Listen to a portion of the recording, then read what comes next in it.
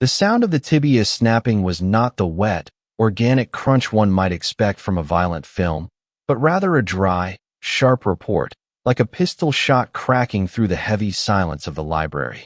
It was a sound that belonged to the wild, to the hunting grounds of the Virginia countryside outside the frosted windows, not to a room lined with first edition books and the scent of aged mahogany.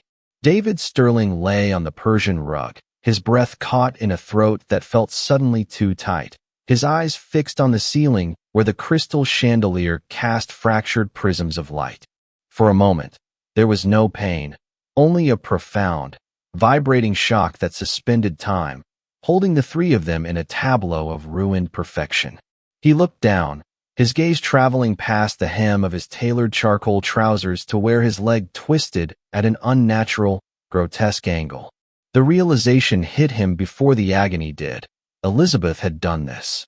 Elizabeth, his wife of 7 years, the woman who hosted his fundraisers with a practiced, porcelain smile, the woman he displayed like a rare artifact at Washington Galas. She stood over him now, not with the hysteria of a frightened spouse, but with the terrifying calm of the orthopedic surgeon she had been before he convinced her that being Mrs. David Sterling was a full-time occupation. Her stance was balanced, her breathing controlled, her eyes stripped of the submissive warmth he had grown so accustomed to. A few feet away, Marcus Hale was pushing himself up from the floor, clutching his cheek where David had struck him. That was how it had started, a slap. Just one slap. David had returned early from the chaotic strategy session on Capitol Hill, driving through the blizzard to find them here, close together, speaking in hushed tones that suggested an intimacy far more dangerous than sex. In a surge of territorial rage, David had lashed out, striking the journalist with the back of his hand, a gentleman's rebuke to a trespasser. He had expected Elizabeth to gasp, to shrink away, to beg for forgiveness. Instead, she had moved with a fluidity he had forgotten she possessed. She had stepped in, leveraged his weight against him, and delivered a kick of such anatomical precision to the side of his knee that it shattered the bone instantly. "Do not move, David," Elizabeth said. Her voice was low, clinical, devoid of any emotional tremor. It was the voice of a doctor assessing a trauma patient, not a wife addressing her husband. "The break is severe. If you attempt to stand, you will sever the artery." David tried to speak, but a guttural roar of pain finally tore through the shock, stealing his breath. He clutched the carpet, his fingernails digging into the expensive wool. The humiliation burned hotter than the injury.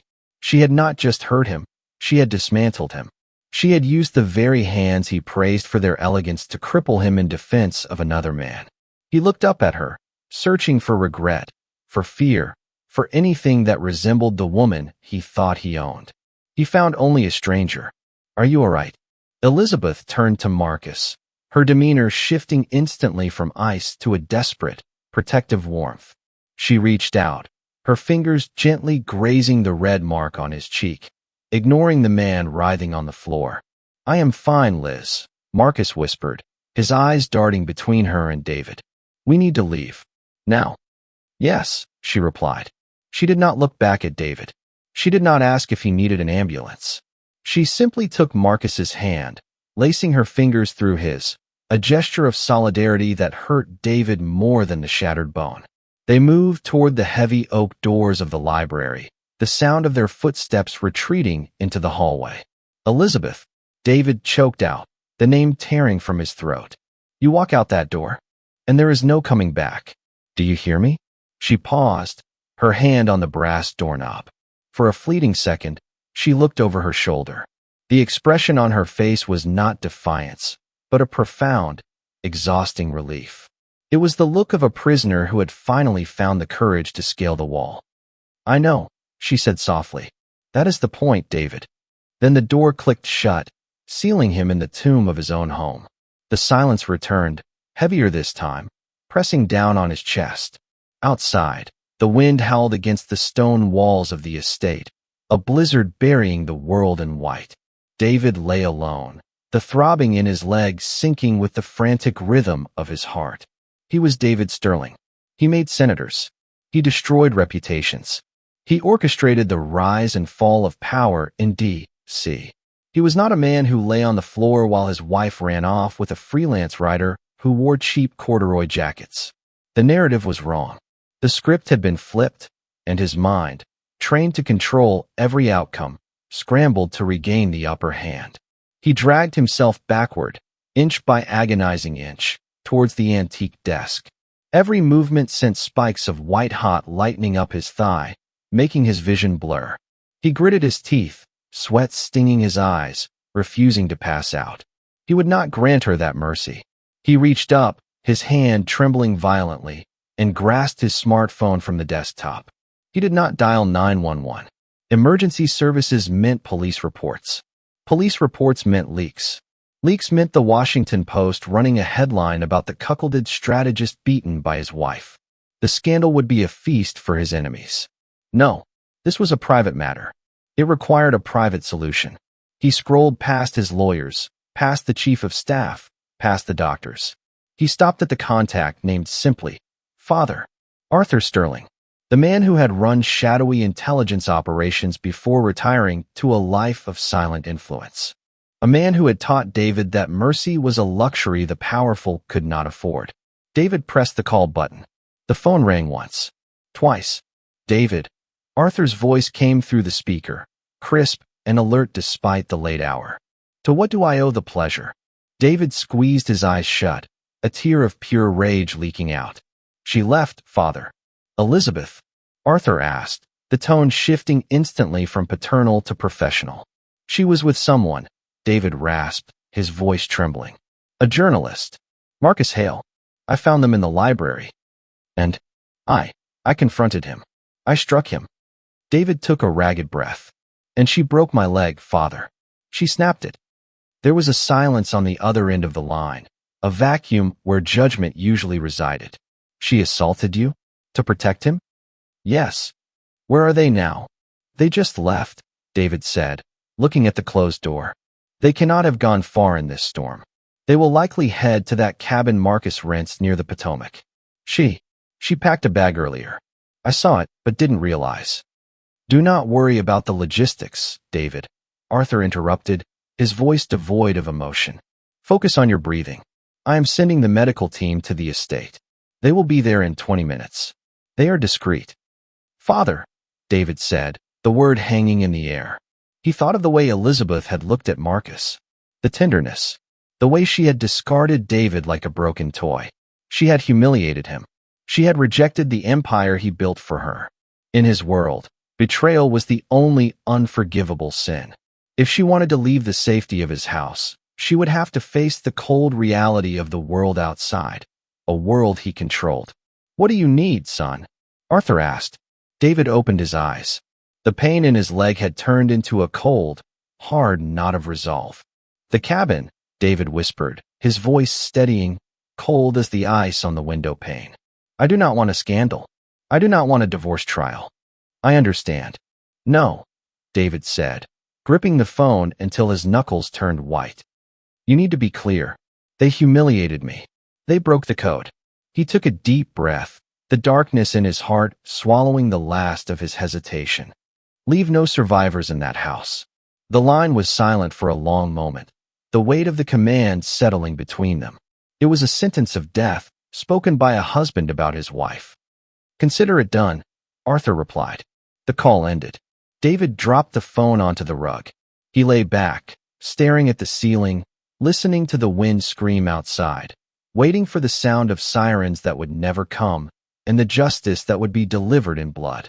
The windshield wipers of the station wagon fought a losing battle against the driving snow, scraping back and forth with a rhythmic, hypnotic thud that seemed to count down the seconds of their escaping lives.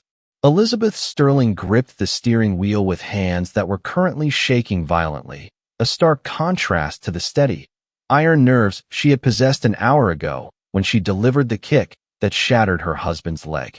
The adrenaline that had fueled that singular act of survival was now receding, leaving in its wake a cold, trembling terror that settled deep within her marrow.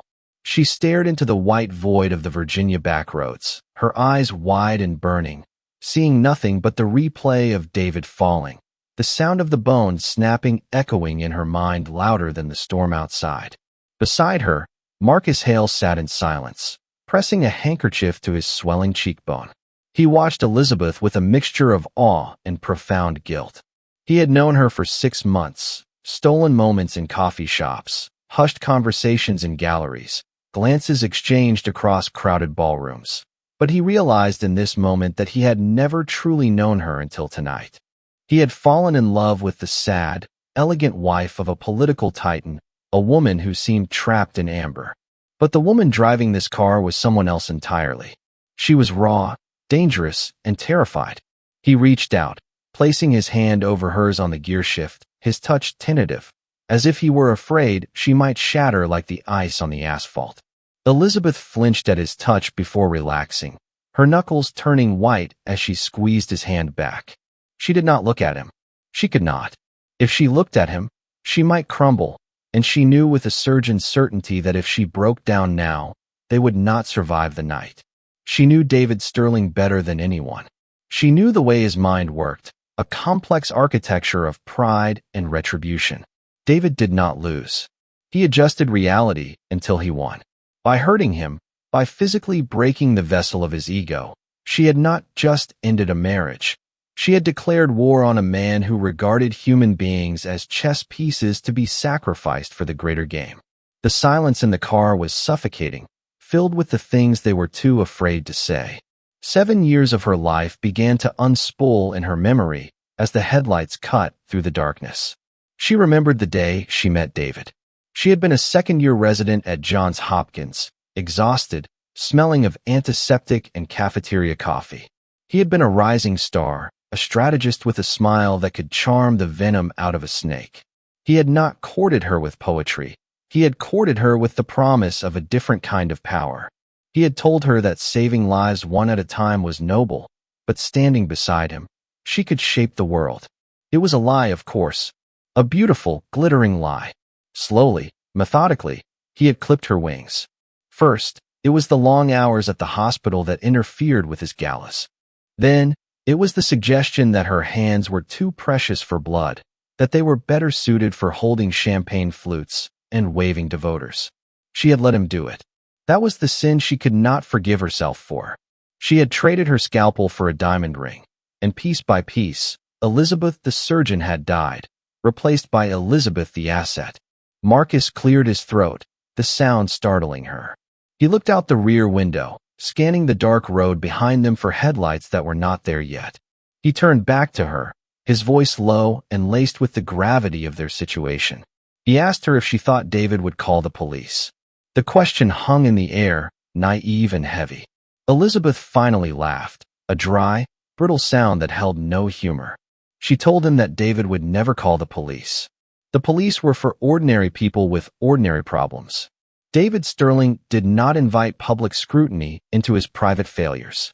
Calling the police would mean admitting he had lost control of his wife, and for a man like David, admitting weakness was worse than death. No, she whispered, the fear tightening her chest. He would call his father. The mention of Arthur Sterling made the temperature in the car seem to drop 10 degrees. Marcus knew the name, of course. Everyone in Washington who paid attention knew the name, though it rarely appeared in print. Arthur was a ghost story whispered among journalists, a relic of the Cold War who had privatized his brutality. If David had called Arthur, the rules of engagement had shifted from a domestic dispute to a tactical operation. Elizabeth pressed her foot harder onto the accelerator, the old engine groaning in protest. She knew they needed to get off the main roads. The cabin Marcus rented was isolated, a rider's retreat buried in the woods near the Potomac River, but it felt like a trap. Yet, they had nowhere else to go. Her credit cards would be tracked. Her friends were all David's friends. They were alone in a world that David had spent a decade bending to his will. The snow began to fall harder, creating a hypnotic tunnel of white. Elizabeth felt the phantom sensation of her surgical scrub cap on her head, a ghost of the person she used to be. Tonight, she had tapped into that dormant part of herself, the cold, calculating clinician who knew exactly how much pressure it took to separate a tibia from a femur. It was not rage that had guided her leg. It was anatomy. It was the knowledge of leverage and fulcrums.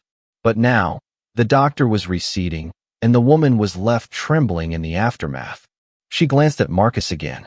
He was looking at his phone, his face illuminated by the pale blue light. He had no signal. He cursed softly and tossed the device onto the dashboard. She asked him if he regretted it. The question was quiet, barely audible over the roar of the heater. Marcus looked at her, his eyes softening. He reached out and brushed a stray lock of hair from her forehead. He told her that he only regretted that he had not taken her away sooner. He told her that seeing her standing there, fierce and unbroken in the library, was the most beautiful thing he had ever witnessed. But there was a shadow in his eyes, a flicker of realization that they had crossed a line from which there was no return. They were not just lovers running away, they were fugitives. The car skidded slightly on a patch of black ice, and Elizabeth corrected the slide with instinctive reflexes. They were getting close to the turnoff for the cabin. She tried to formulate a plan. They would stay at the cabin for a few hours, just enough to wait out the worst of the storm. Then, at first light, they would ditch the car and take a train. Maybe go north to Canada or south to Mexico. Anywhere but here. But deep down, a heavy stone of dread sat in her stomach. She knew David. She knew his reach. She imagined him lying on the floor of the library, humiliated and in pain, holding the phone to his ear. She could almost hear his voice, cold and final. He would not stop. He would burn the world down to find them, not because he loved her, but because she belonged to him. As they turned onto the gravel lane that led to the cabin, the headlights swept across the dense forest, the trees standing like silent sentinels in the snow. The cabin was dark, a small wooden structure that promised warmth and safety. But as Elizabeth turned off the engine, the silence that rushed in was not comforting, it was predatory. The wind howled through the branches, sounding like distant whispers. She looked at her hands again. They were still shaking. She unclenched them from the wheel and looked at her palms.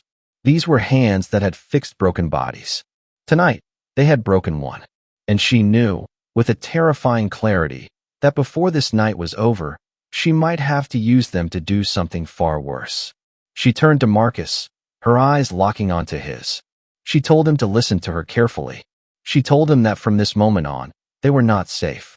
She told him that David would send people, and those people would not carry badges. She told him that they had to be ready to do whatever was necessary to survive. Marcus nodded, the reality sinking in. He opened the door, and the biting cold wind rushed into the car, carrying with it the scent of pine and impending doom. They stepped out into the knee-deep snow, the cold biting through their coats. Elizabeth looked back at the road one last time, half expecting to see the headlights of a black SUV cresting the hill. There was nothing but darkness and the swirling snow, but she knew they were coming. The silence was just the deep breath before the scream. She took Marcus's hand, and together they walked toward the dark cabin, leaving two sets of footprints in the snow that the storm would soon erase, just as David intended to erase them. The air inside the cabin was stagnant, holding the chill of unlived-in weeks like a held breath, smelling faintly of cedar dust and old wood smoke. Elizabeth Sterling closed the door against the howling wind, the heavy wooden latch falling into place with a thud that felt less like security and more like the ceiling of a tomb. She leaned her back against the rough timber of the door, her chest heaving, listening to the storm battering the windows. The darkness was absolute until Marcus Hale flicked a lighter, the small flame struggling to survive in the drafty room, casting long, dancing shadows that stretched across the floorboards like reaching fingers. Marcus moved through the gloom with the familiarity of ownership, though he owned nothing but his words and his debts. He found the kerosene lamp on the small table by the window and lit it. The amber glow bloomed slowly, revealing the modest interior. A worn leather armchair, a stack of books gathering dust, a small kitchenette that had never seen a gourmet meal. It was a universe away from the marble countertops and vaulted ceilings of the Sterling estate, and for a moment, the poverty of the place made Elizabeth want to weep. It was here, in this drafty, imperfect space, that she had remembered what it felt like to be human.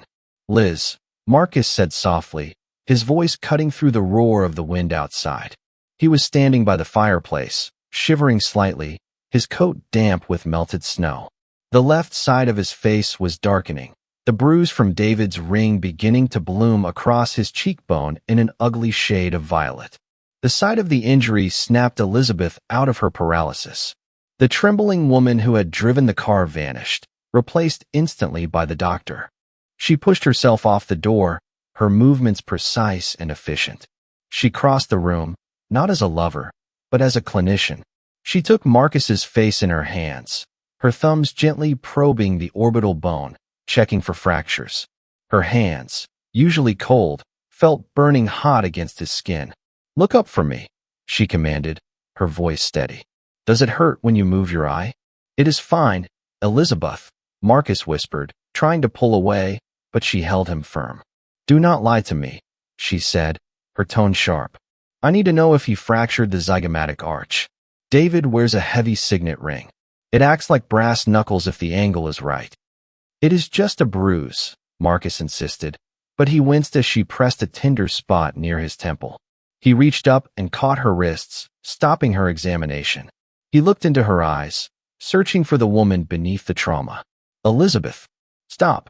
I am fine. You are the one who is shaking." She looked down at her hands. He was right.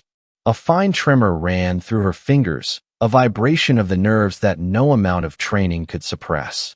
She pulled her hands away and wrapped her arms around herself, walking toward the window. The glass was frosted over, reflecting only her own pale, ghostly face. "I broke his leg, Marcus," she said, the words falling into the silence like stones into deep water. "I did not just kick him. I targeted the weakness. I knew exactly how much torque was required to snap the tibia. I heard it. I felt it give way." She turned to look at him, her eyes wide with a mixture of horror and awe. "I enjoyed it." Marcus did not flinch. He walked over to the small kitchenette and found a bottle of cheap whiskey and 2 dusty tumblers. He poured a generous amount into each, the liquid amber catching the lamplight. He walked over to her and pressed a glass into her cold hand. "You defended us," he said simply. "You did what was necessary." "No." Elizabeth shook her head, staring into the whiskey. "You do not understand. I spent 7 years building a cage for myself. I let David prune away every sharp edge I had until I was smooth and harmless. I let him tell me what to wear, what to say, who to be.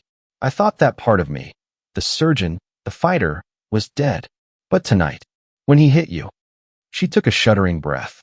It was not just defense. It was hatred, pure, distilled hatred. I wanted to hurt him. I wanted to shatter him the way he shattered me. Marcus took a sip of his drink, the burn of the alcohol grounding him. He deserved it. "It does not matter what he deserved," Elizabeth whispered. "It matters what he will do. You do not know the Sterlings, Marcus. You write about them. You investigate them. But you do not know them. They do not accept defeat. They rewrite the narrative until the defeat never happened. And to do that, they have to erase the witnesses." She walked over to the fireplace, where Marcus had managed to get a small fire going. She sat on the rug, pulling her knees to her chest. The heat of the flames began to thaw the numbness in her limbs, but the cold in her gut remained. She thought of David lying on the library floor, his pride broken. She knew that even now, machinery was turning. Men were being woken up. Phone calls were being made. The invisible infrastructure of power that Arthur Sterling had built was shifting its gaze toward this tiny cabin in the woods. Marcus sat down beside her, their shoulders touching. He did not try to offer false platitudes. He knew she was right.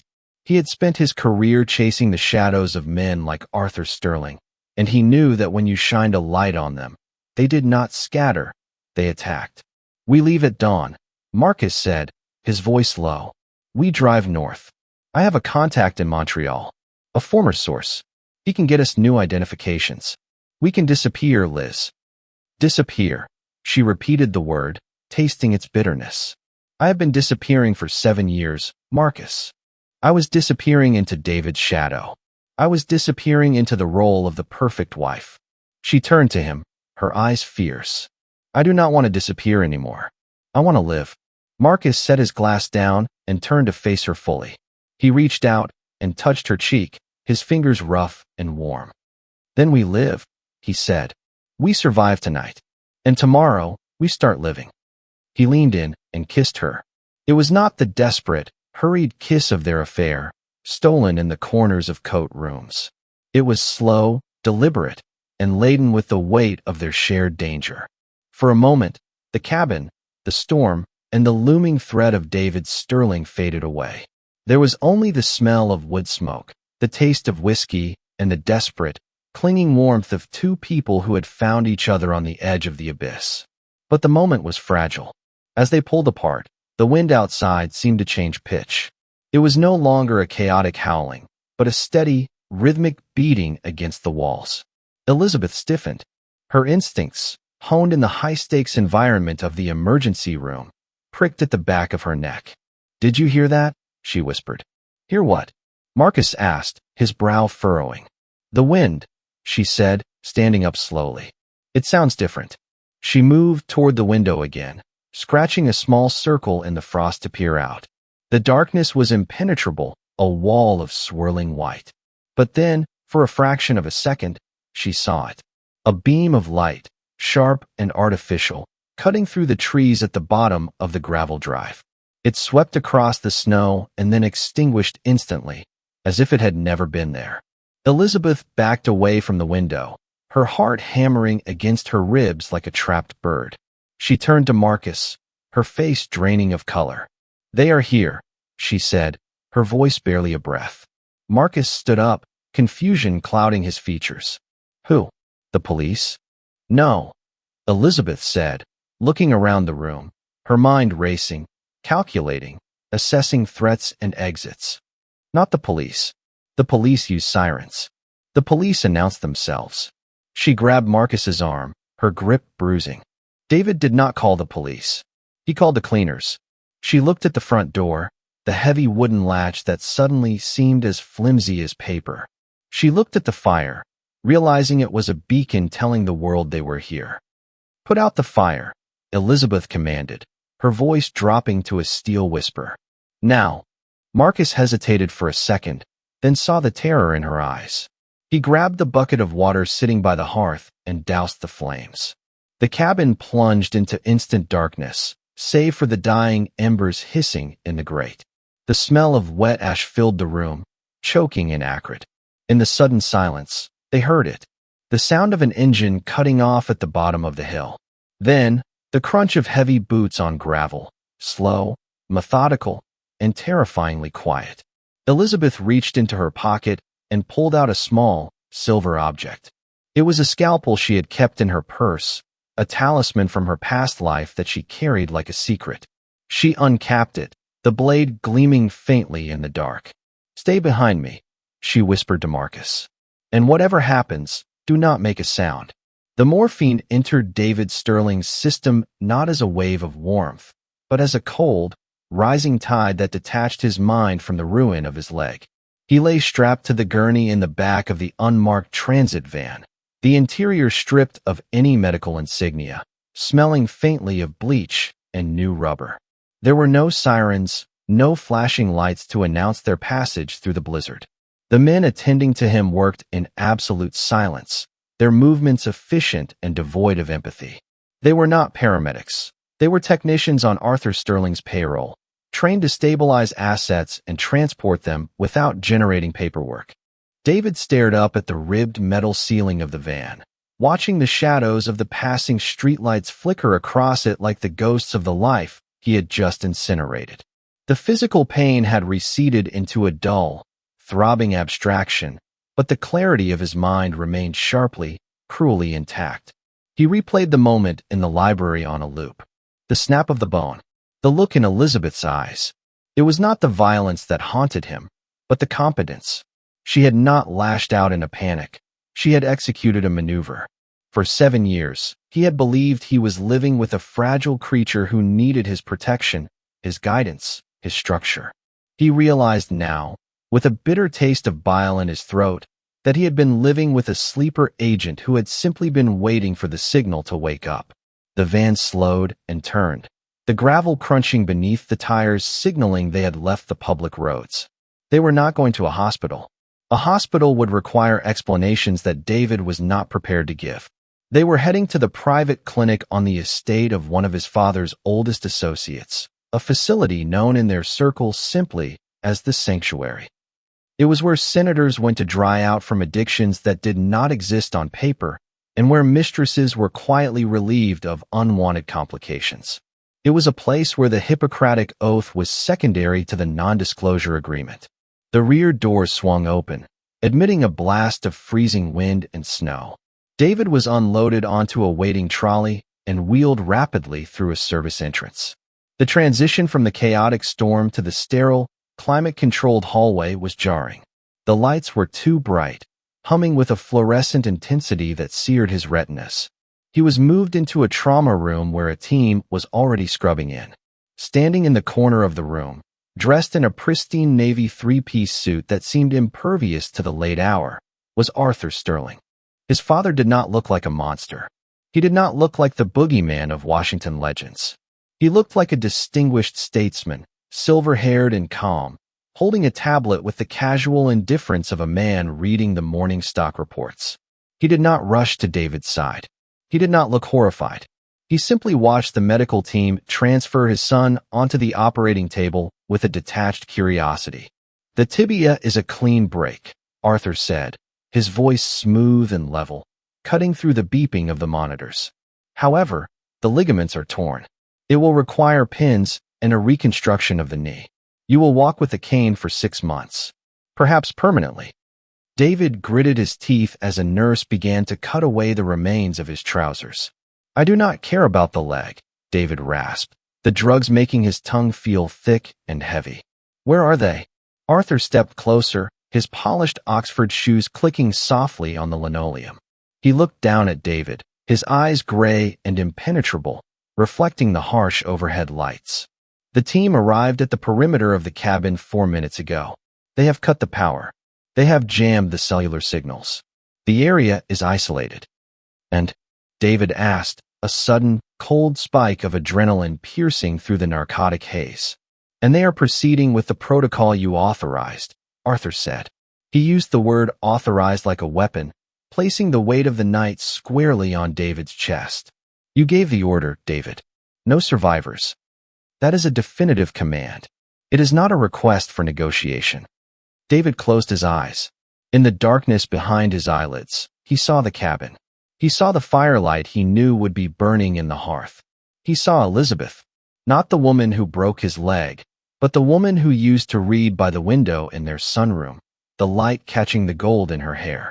He felt a sudden, terrifying lurch of vertigo. He had wanted to punish her. He had wanted to crush her defiance. But death? The finality of it slammed into him. He was about to become a widower. He was about to erase the only person who had ever truly known him, even if she had hated him in the end. "Is there?" David started, his voice cracking. "Is there another way?" Arthur's face hardened, the mask of the benevolent father slipping just enough to reveal the ruthless operator beneath. "Do not waver now, son. It is unbecoming. You are the one who escalated this. You struck a man. Your wife retaliated. If they live, they talk. If they talk, the story is not that David Sterling was assaulted. The story is that the Sterling family is dysfunctional, violent, and vulnerable. Weakness attracts wolves. We do not feed the wolves." He leaned in closer, his voice dropping to a whisper that was more terrifying than a shout.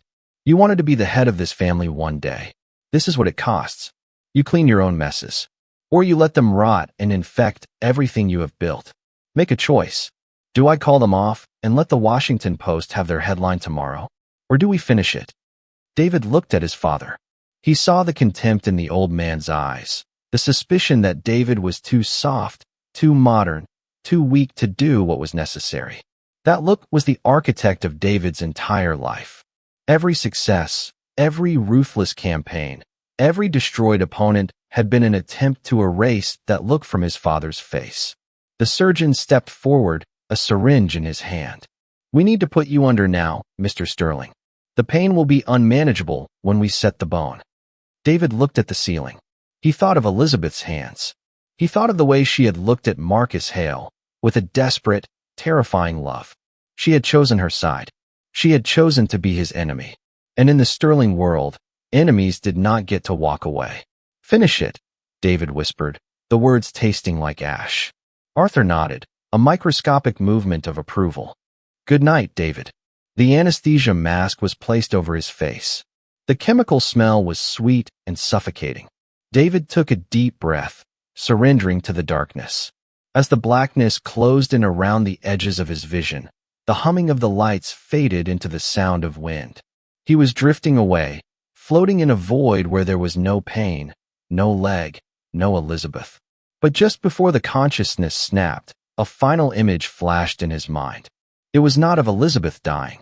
It was of Elizabeth standing over him in the library, her eyes burning with life. She was not the victim in this story. He realized, with a final, terrifying clarity as the drug pulled him under, that he had not ordered an execution. He had started a war, and he was not entirely certain, for the first time in his life, that he was going to win. The monitor beeped a steady rhythm. David Sterling slept. 300 miles away, in the frozen darkness of the Virginia woods, the first window of the cabin shattered. The shattering of the window was not a chaotic explosion of noise, but a singular, sharp, violent intrusion that severed the fragile sanctuary of the cabin from the hostile night outside. Shards of glass sprayed across the wooden floorboards like diamonds scattered by a careless hand, glittering in the faint orange glow of the dying embers. Along with the glass came the wind, a physical blow of freezing air that smelled of ozone and pine needles, instantly stripping the room of its accumulated warmth. Elizabeth Sterling did not scream. The sound of destruction triggered a reflex deep within her brain stem, a cold switch flipping from panic to procedure, identical to the mental shift she used to undergo when a trauma patient rolled into the emergency room with a chest cracked open. She grabbed Marcus Hale by the collar of his corduroy jacket and dragged him down behind the heavy leather armchair. Her grip was iron, her breathing rhythmic and silent. Marcus was hyperventilating, his eyes wide and unseeing in the sudden darkness, his rider's imagination filling the shadows with formless monsters. But Elizabeth saw clearly. She saw angles of entry. She saw cover. She saw the anatomy of the room just as she saw the anatomy of a body, a system of vulnerabilities and strengths. "Stay low," she whispered, her mouth pressing against his ear. "Do not move until I tell you. Do not breathe if you can help it." A boot crunched on the glass. The sound came from the window frame. A shadow detached itself from the storm and poured into the room, fluid and heavy. The silhouette was bulky, outlined by tactical gear, moving with the practiced silence of a predator who hunted not for food, but for a paycheck. There was no shout of "police" or "freeze." There was only the sweep of a tactical flashlight, a beam of blue-white light cutting through the gloom, dissecting the dust motes dancing in the cold air. Elizabeth watched the beam move. It swept over the empty sofa, the cold kitchenette, the discarded whiskey glasses. The intruder was professional. He did not rush. He cleared his corners. He was a tool of Arthur Sterling, a precise instrument of removal sent to excise a tumor. And she was the tumor. She looked at the scalpel in her hand. It was a number 10 blade, small, curved, designed for making skin incisions, not for combat. But Elizabeth knew that the human body was essentially a pressurized system of fluids held together by tension. If one severed the right line, the pressure dropped, and the system failed. She waited. The flashlight beam moved closer to the armchair. The boots crunched again, heavier now, stepping fully into the room. She signaled Marcus with a sharp squeeze of his shoulder. Now, Marcus, fueled by a surge of desperate courage, grabbed a heavy book from the floor, a hardcover encyclopedia, and hurled it into the far corner of the room. The book landed with a loud thud, knocking over a metal bucket. The flashlight beam snapped instantly toward the noise. The intruder pivoted, his weapon, a suppressed pistol, following the light. In that fraction of a second of distraction, Elizabeth rose. She did not lunge wildly. She moved with the efficiency of a surgeon approaching the operating table. She stepped out from behind the chair and closed the distance in 2 silent strides. The intruder sensed the movement and began to turn back, but he was too late. Elizabeth was already inside his guard. She did not aim for the chest, which was covered by Kevlar. She aimed for the neck, specifically the space between the sternocleidomastoid muscle and the trachea, where the carotid artery pulsed just beneath the skin. She drove the scalpel down. It was not like the movies. There was resistance, the toughness of skin, the density of muscle. But she pushed through it, her wrist locking, her weight driving the small blade deep. She felt the hot wash of blood over her hand instantly, a familiar sensation that usually signaled a crisis to be fixed, but tonight signaled a victory. The man gagged, a wet, gurgling sound. He dropped the gun, his hands flying to his neck in a primal instinct to hold his life inside his body. Elizabeth stepped back, avoiding the spray, watching him with cold detachment as he fell to his knees, then to his face. He convulsed once, his boots drumming against the floorboards, and then lay still. The silence returned, but now it was heavy with the metallic scent of copper. Marcus stared at the body, then at Elizabeth. He looked as if he was seeing a stranger, a terrifying creature wearing the skin of the woman he loved. "Liz," he whispered, his voice trembling. You killed him." He was wearing body armor. "Marcus," Elizabeth said, wiping her bloody hand on the side of her jeans. Her voice was flat, lacking any tremor. "He came here to execute us. I leveled the playing field. Do not moralize. We do not have the time." She bent down and picked up the intruder's gun. It was heavy, cold, and alien in her hand. She checked the chamber, a mechanical action she had learned from her father, a military man, long before she became a doctor. "There will be others," she said. "They work in teams of 3 or 4. 1 on point, 2 on the perimeter, 1 driver. We just took out the point man." She moved to the door, stepping over the body without looking down. "We cannot stay here. They know we are armed now. They will stop being careful and start being destructive. We have to go into the woods." "The woods." Marcus scrambled up, his face pale. "Liz, it is 5 degrees below zero. We will freeze to death." "We might freeze," Elizabeth said, opening the door a crack to peer into the blinding snow. "But if we stay in this box, we will definitely die. David will not leave survivors. He made that clear." She turned back to him, her face illuminated by the faint light reflecting off the snow. There was blood on her cheek, a stark smear of crimson against her pale skin. She looked wild, beautiful, and terrifying. "Do you trust me?" Marcus looked at the dead man on the floor, then at the gun in her hand, and finally at her eyes. He realized that the Elizabeth Sterling who hosted garden parties and discussed art history was gone. In her place was something ancient and fierce, a woman who had broken her own chains and was now using them as weapons. "Yes," Marcus breathed. "I trust you." "Then move," she commanded. They slipped out of the cabin and into the howling void of the storm. The wind hit them like a physical blow, stealing the breath from their lungs. The snow was knee-deep, making every step a labor. Elizabeth led the way, hunched low, moving toward the tree line. She did not run in a straight line. She weaved between the shadows, using the trunks of the ancient oaks as cover. Behind them, the cabin sat dark and silent, a tomb holding its first secret of the night. They had made it perhaps 50 yards when a shout cut through the wind. It was muffled by the snow, but unmistakable. A voice calling out a status check. Then, a curse. Then, the distinct crack of a gunshot. A bullet struck the tree next to Marcus's head, sending a shower of bark splinters into his face. He yelped and dropped to the snow. "Keep moving," Elizabeth hissed, grabbing his arm and hauling him up. "Do not stop." They scrambled up a ridge, slipping on the ice, their hands numb and raw. Elizabeth's mind was racing, calculating trajectories, estimating the distance to the main road, assessing Marcus's stamina. She knew they were being herded. The cleaners were pushing them away from the road, deeper into the forest, toward the river where there was no escape.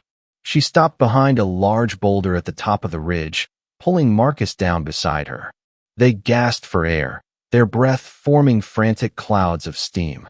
Below them, through the trees, they could see flashlight beams dancing in the darkness, moving with coordinated precision. 3 of them. They are tracking our footprints, Marcus chattered, his teeth clattering together. The snow. It leaves a trail right to us. Elizabeth looked at the snow. He was right. In this weather, they were leaving a map for their executioners. She looked at Marcus, seeing the fatigue setting in, the hypothermia beginning to claw at his edges. He was a writer, a man of words. He was not built for this brutality. But she was. She had spent 7 years in a marriage that was a cold war of psychological attrition. She knew how to endure pain. She knew how to sacrifice. "We need to split up," Elizabeth said, checking the magazine of the pistol. "No." Marcus grabbed her arm. "No, Liz. We stay together." "Listen to me," she said, her voice intense and commanding. "They are following the tracks. If we split, they have to split. It buys us time. I will draw them toward the river. You circle back to the road. There is a gas station 3 miles east. Get to a phone. Call the FBI. Call the New York Times. Call anyone but the police. I am not leaving you," Marcus said, tears freezing on his cheeks. Elizabeth grabbed the lapels of his coat and pulled him close. She kissed him, hard and desperate, tasting the salt and the cold. "You are not leaving me, Marcus. You are saving me. If you do not get to a phone, nobody will ever know what happened here. We will just be 2 more bodies found in the spring thaw. David wins. Do you understand? If we die in silence, David wins." She pressed the gun into his hand. "Liz," he started, looking at the weapon in horror. "Take it," she ordered. "I do not need it. I have the woods. And I have my scalpel." She stepped back, her eyes burning with a dark resolve. "Go. Now." Before he could argue, Elizabeth turned and sprinted away from him, deliberately crashing through the underbrush, making as much noise as possible. She screamed, a high, terrifying sound that echoed through the trees, a challenge to the men hunting her. "Over here," she screamed into the wind. "Come and get me." Below, the flashlight beams swung toward her. The hunters took the bait. Marcus watched her disappear into the swirling white, a decoy of flesh and blood running into the jaws of death to buy him a chance. He gripped the gun, a sob tearing from his throat, and turned toward the east.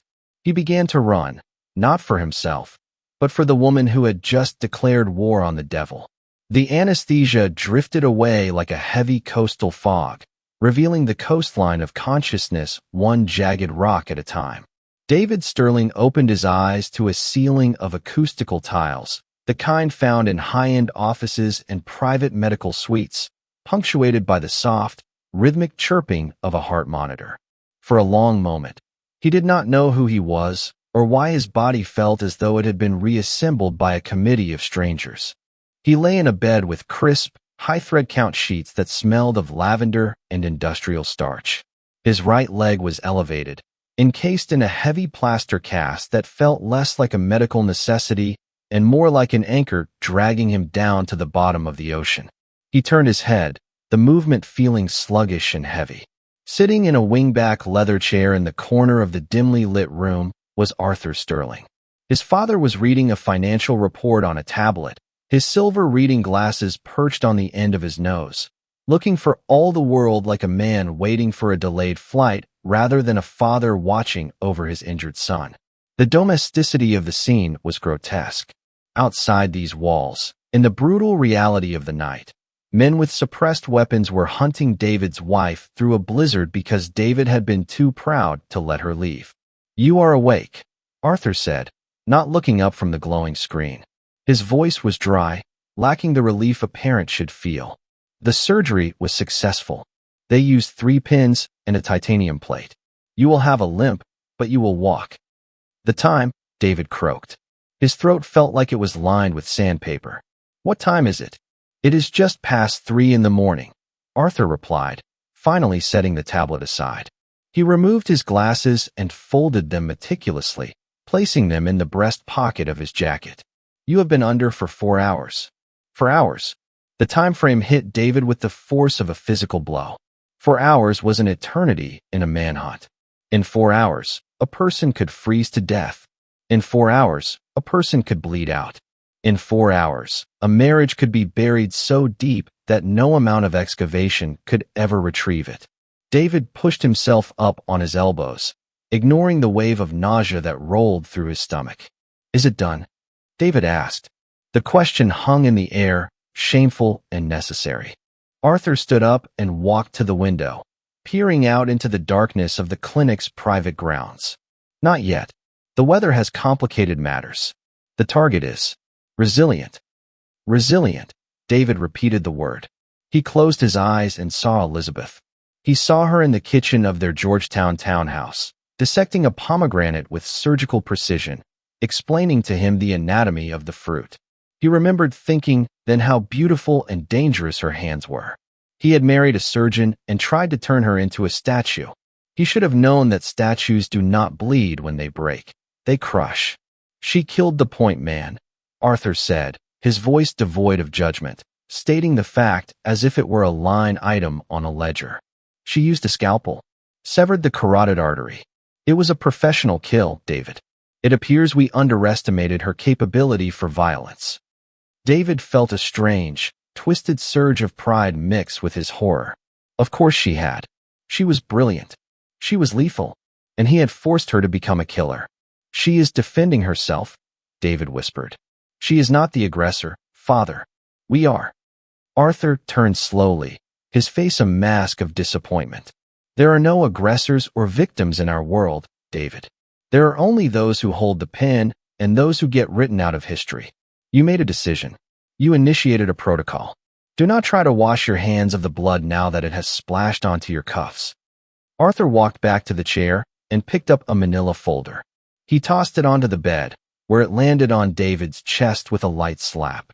"While the team finishes the work in the woods, I have begun the work here. That is the narrative strategy for tomorrow morning." David opened the folder with trembling fingers. Inside was a draft of a press release, prepared for the major networks. The headline screamed in bold, serif font, "Tragic accident claims life of Elizabeth Sterling." The text below described a woman battling a private, long-term struggle with mental health issues, a manic episode, a car crash on icy roads, a husband who was injured trying to save her. It was a masterpiece of fiction. It painted David as the grieving hero and Elizabeth as the unstable, tragic figure. It erased her agency. It erased her sanity. It erased the truth. "You are making her crazy," David said, his voice rising. "She is the most sane person I know. You are turning her into a hysterical woman to cover up a murder." "I am protecting the legacy," Arthur snapped, his voice finally showing an edge of anger. "If she survives, she tells the world you are an abuser who ordered a hit squad. If she dies, and we tell the truth, you go to prison for life. This is the only way out, David. We assassinate her character so that her death feels inevitable to the public. We make them pity you." David let the folder slide from his hands onto the floor. He felt a profound hollowness in his chest, a void where his heart used to be. He realized then that the broken leg was the least of his injuries. The break in his soul was compound, and it would never heal. He had called his father to fix a problem, but Arthur Sterling did not fix problems, he obliterated them. Meanwhile, 300 miles away, the subject of Arthur's narrative was currently burying herself in a snowdrift beneath the roots of a fallen hemlock tree. Elizabeth Sterling did not know about the press release. She did not know about the titanium plate in her husband's leg. She knew only cold. The cold was a living thing now, a heavy, suffocating blanket that whispered to her to close her eyes and sleep. Her fingers were numb, her toes non-existent. She was shivering so violently that her teeth ached, but she forced herself to remain motionless. She was the hare. The hounds were close. She could hear them shouting over the wind, their voices frustrated and angry. They had found her tracks, but she had doubled back, walking in her own footprints for 50 yards before leaping sideways onto a patch of exposed rock, breaking the trail. It was a trick she had read in a novel once, a desperate gamble that seemed to be working. She pressed her cheek against the rough bark of the tree, closing her eyes. In the darkness, she thought of Marcus. She hoped he had reached the road. She hoped he was warm. But mostly, she thought of David. She did not hate him. Hate required energy, and she had none left to spare. She felt a profound, aching pity for him. He was a man who had everything: wealth, influence, pedigree, and yet he was so terrified of being ordinary that he would burn down his own home to prove he was a king. He had broken her leg in spirit 1,000 times over the last 7 years. She had simply returned the favor in the flesh once. A beam of light swept over the snowdrift, missing her head by inches. Elizabeth held her breath. The footsteps were close now, heavy boots crunching on the frozen crust. She cannot have gone far. A voice growled, close enough that she could hear the labored breathing of the man. She is just a civilian. She is freezing to death. Be careful, another voice replied, crackling over a radio. She took down Vargas. She is armed with a blade. Elizabeth's hand tightened around the scalpel handle in her pocket. It was warm from her body heat, the only warm thing left in the world. She visualized the anatomy of the femoral artery in the leg. If they found her, she would not go quietly. She would not be the tragic wife in David's story. She would be the nightmare that haunted them. Back in the clinic, David stared at his father. "Call them off," David said. It was a whisper, weak and pathetic, but it was there. "It is too late," Arthur said, checking his watch. "They have cornered her near the river. It will be over in minutes." "No," David said. He reached for the phone on the bedside table, but Arthur's hand shot out and clamped over his wrist. The old man's grip was surprisingly strong, painful.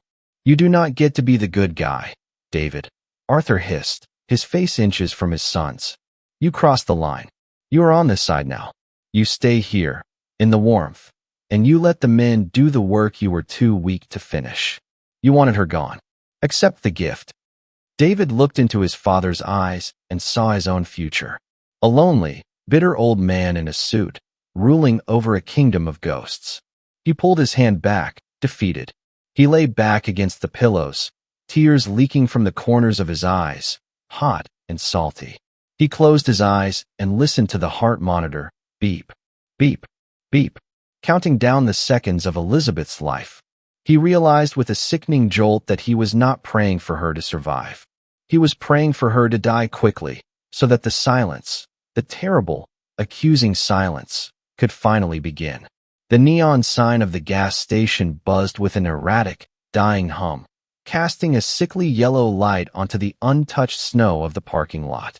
To Marcus Hale, stumbling out of the tree line with lungs that felt filled with crushed glass, it looked less like a place of commerce and more like a hallucination of salvation.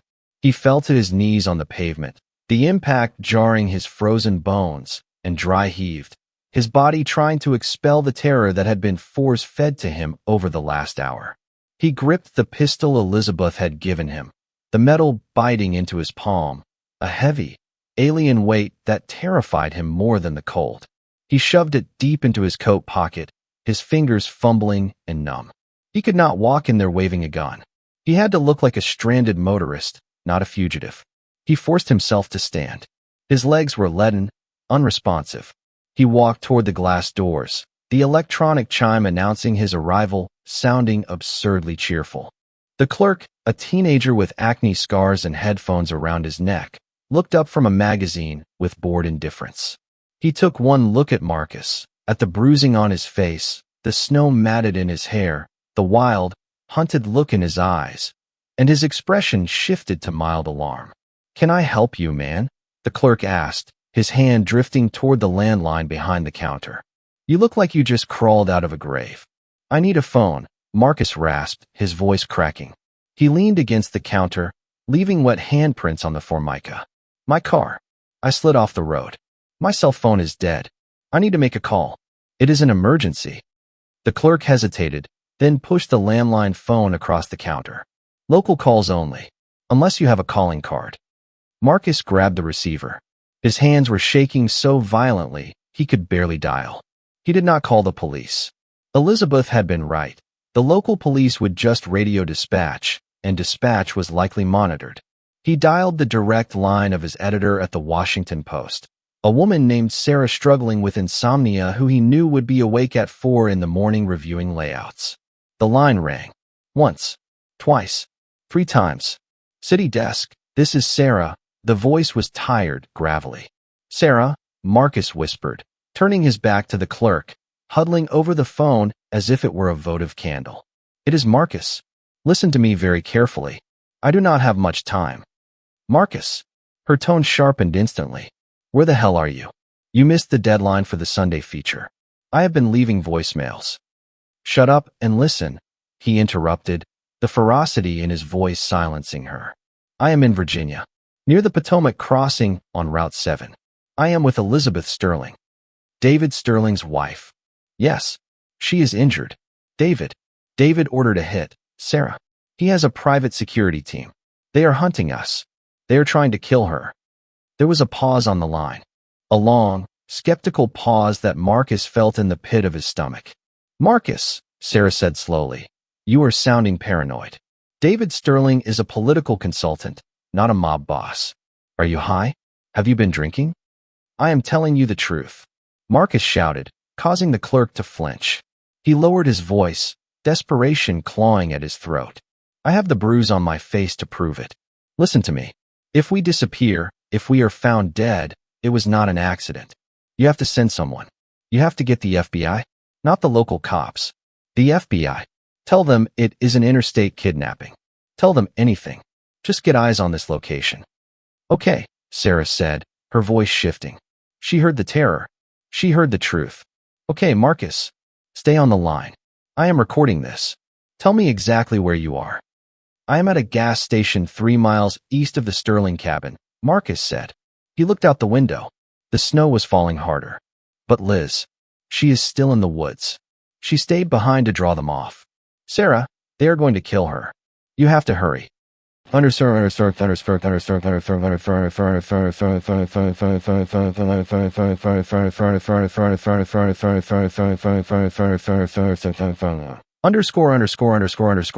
"3 miles west."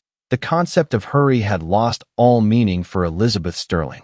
Time had dissolved into a series of micro-moments. The crunch of a boot, the snap of a twig, the rhythm of her own heartbeat thundering in her ears. She was crouched beneath the overhang of a limestone cliff that bordered the river, her body pressed into the frozen mud. The river was a black, churning ribbon of death to her left, the water moving too fast to freeze completely, flanked by jagged sheets of ice. She could hear them. There were 2 of them now. They had split up to pinch her against the water.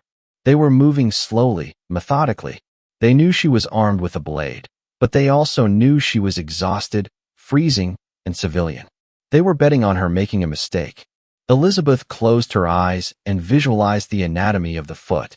26 bones, 33 joints, more than 100 muscles, tendons, and ligaments. It was a masterpiece of engineering, but it was fragile on uneven ground. She looked at the terrain ahead of her. It was a slope of loose shale and ice leading down to the water's edge. If she could lure one of them onto the shale, gravity would do the work that her freezing muscles could not. She picked up a fist-sized rock. It felt incredibly heavy. She waited until she saw the beam of a flashlight sweep across the trees above her. She threw the rock to her right, hard. It landed with a loud clack against the stone cliff face, 10 yards away. The flashlight beam snapped toward the sound. "Contact right," a voice hissed. "Flush her out," the second voice commanded. Footsteps hurried toward the sound of the rock. Elizabeth did not move. She waited. She counted to 3. Then, she moved left, scrambling up the shale slope, her boots sliding on the treacherous surface. She needed to get above them. In surgery, visibility was everything. In combat, she realized elevation was the equivalent. She reached a small ledge and flattened herself against the rock. Below her, the second man, the one who had stayed behind to cover his partner, stepped into the clearing where she had just been hiding. He was scanning the darkness, his weapon raised. He paused. He looked at the tracks in the mud. He realized he had been tricked. He began to turn, his head tilting up toward the ledge. Elizabeth did not hesitate. She launched herself from the ledge. It was not a graceful leap. It was a collision of desperation. She landed on him, her weight driving him into the frozen ground. The air left his lungs in a surprised grunt. The gun flew from his hand, skittering across the ice toward the river. They rolled, a tangle of limbs and heavy coats. He was stronger than her, much stronger. He struck her across the face, a blow that made her vision swim with stars. She tasted blood. He grabbed her throat, his gloved thumbs digging into her windpipe, cutting off her air. Elizabeth clawed at his face, her vision tunneling. She could not breathe. She was going to die here, in the mud, strangled by a nameless man on her husband's payroll. No, the surgeon took over. The part of her that knew how to fix things also knew how to break them. She stopped clawing at his face and dropped her hands to his elbows. She found the ulnar nerve, the funny bone, but buried deep in the chaotic struggle, she could not strike it. Instead, she jammed her thumbs into his eyes. It was a brutal, primitive act. The man screamed, his grip on her throat loosening instantly as he recoiled in agony. Elizabeth scrambled backward, gasping for air, coughing violently. She did not try to run. She knew he would recover in seconds. She saw the scalpel lying in the snow where she had dropped it during the fall. She lunged for it. The man, blinded and enraged, flailed wildly. His hand connected with her ankle, dragging her back. She kicked him, hard, in the face, feeling the cartilage of his nose give way under her heel. He released her. She grabbed the scalpel and scrambled to her feet. He was getting up, pulling a knife from his tactical vest. He was bleeding from his eyes and nose, a mask of red fury. "You are dead," he snarled, spitting blood. "You are dead, bitch." He lunged. Elizabeth did not retreat. She stepped into the attack, pivoting on her left foot, guiding his knife arm past her body with her left hand, and driving the scalpel into his axilla, the armpit. It was a vulnerable point, unprotected by his vest, a gateway to the brachial plexus and the axillary artery. She felt the blade sink deep. She twisted it. The man collapsed, not instantly, but with a slow, terrifying surrender to gravity. The arm holding the knife went limp. He fell to his knees, looking at her with an expression of shock, as if he could not believe that the socialite from the dossier had just lethalized him. He toppled sideways onto the frozen mud. Elizabeth stood over him, her chest heaving, her breath coming in ragged sobs. She looked at her hands. They were covered in blood that was not hers. She looked at the river. The black water swirled indifferently. She was alive. But the victory was short-lived. A shout came from the trees above. The first man, the one she had distracted with the rock, was coming back. He had heard the struggle. He had heard the scream. Elizabeth turned and ran. Not toward the woods, but toward the river. There was a narrow shelf of ice along the bank, dangerous and thin, but it led downstream, away from the path they expected her to take. She stepped onto the ice, feeling it groan under her weight. She did not look back. She ran into the darkness, leaving a trail of red footprints on the white ice. In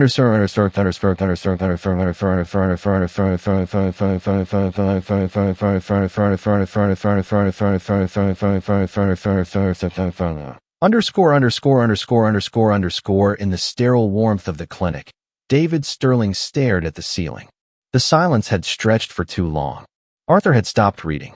The old man was standing by the window again, his phone pressed to his ear, listening. He was not speaking. He was just listening. Finally, Arthur lowered the phone. He turned to face David. For the first time all night, there was a crack in his composure, a small tightness around the eyes. "What?" David whispered. "Is it done?" Arthur walked over to the bed. He looked down at his son, his expression unreadable. "There has been a complication." "She escaped?" David felt a surge of hope that terrified him. "We lost contact with Unit 2, Arthur said slowly. "The last transmission was a distress signal. And Unit 1 reports that the target has moved onto the river ice. She is heading downstream." David let out a breath he didn't know he was holding. "She is fighting back. She is cornered." Arthur corrected him coldly. "The river leads to the falls. There is no exit. But there is another problem." "What?" "The intercept team picked up a call," Arthur said, his voice dropping to a dangerous low. "From a payphone at a gas station 3 miles east. A call to the Washington Post." David felt the blood drain from his face. "Marcus, the journalist is alive," Arthur confirmed. "And he has alerted his editor. The window of opportunity is closing, David. We have perhaps 30 minutes before this becomes a federal issue." I have ordered the remaining team to engage immediately. No more stealth. They will flush the riverbank with suppressive fire. You are going to shoot her? David tried to sit up, the pain in his leg flaring. You cannot just shoot her. If the press is involved. If she lives, Arthur interrupted, leaning down, his hands gripping the safety rails of the bed. She talks. And if she talks to the Post, we are finished. The only way to control the narrative now is if she is found dead in the river. An accident. A suicide. It does not matter. But she cannot be found alive. Arthur straightened up, smoothing his tie. I am sorry, David. But you started a fire. I am just ensuring it does not burn down the house. He walked out of the room, leaving David alone with the beeping monitor. David looked at the phone on the bedside table. He thought of Elizabeth on the ice. He thought of the man he had wanted to be. And then, for the first time in his life, David Sterling made a decision that was entirely his own. He reached for the phone. The telephone on the bedside table was a sleek, modern device, but in David Sterling's hand, it felt as heavy and archaic as a stone artifact. He stared at the keypad, his thumb hovering over the digits, his heart hammering against his ribs in a rhythm that was violently out of sync with the steady, sterile beep of the monitor. The room was suffocatingly warm, a climate-controlled bubble of privilege that felt obscene compared to the freezing hell he knew was unfolding 300 miles away. David closed his eyes for a second, visualizing the map of the Virginia countryside he had memorized years ago during summer retreats. He knew the gas station Arthur had mentioned. It was a crumbling relic on Route 7, the only patch of light for 10 miles. He unlocked his smartphone, his fingers trembling, and searched for the listing.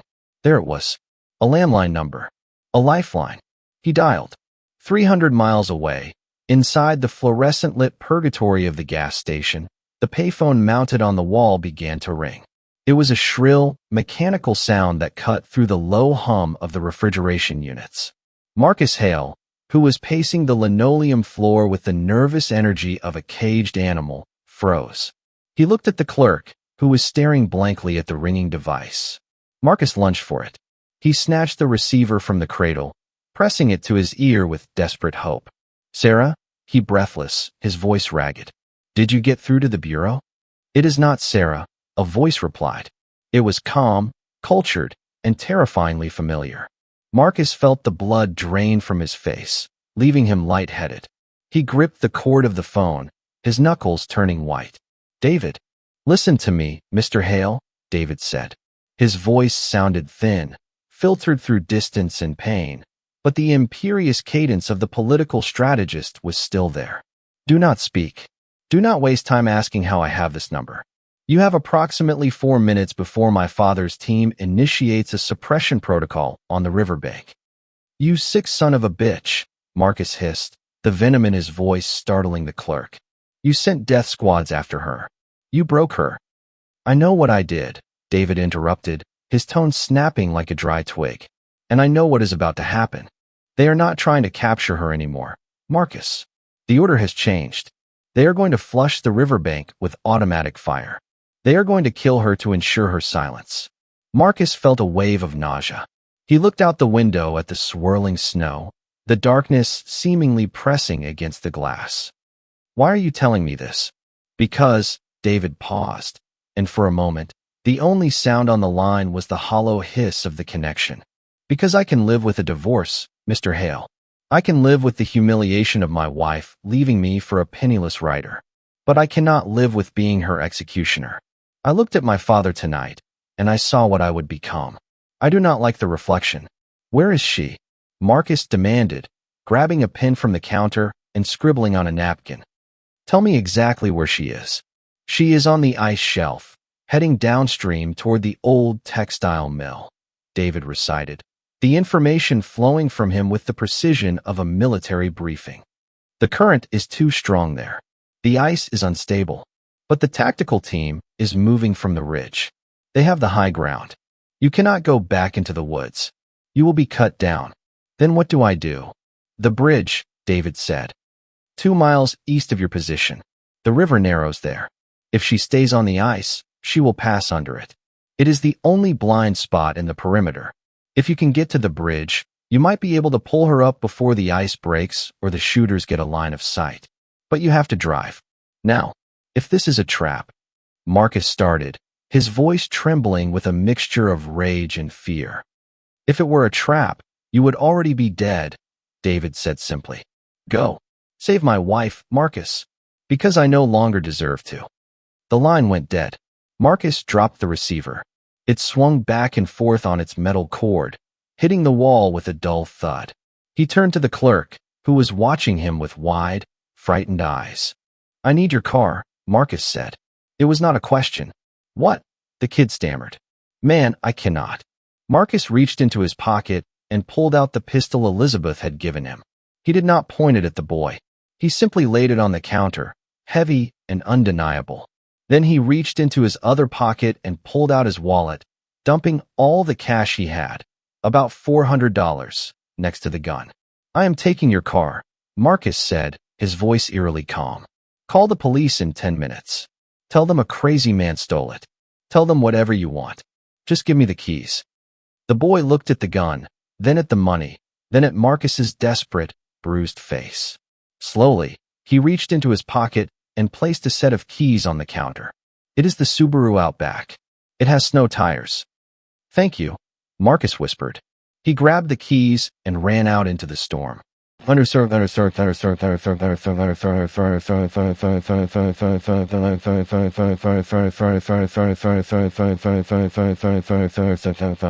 Underscore on the river. The world had reduced itself to the sound of rushing water and the terrifying crack of ice.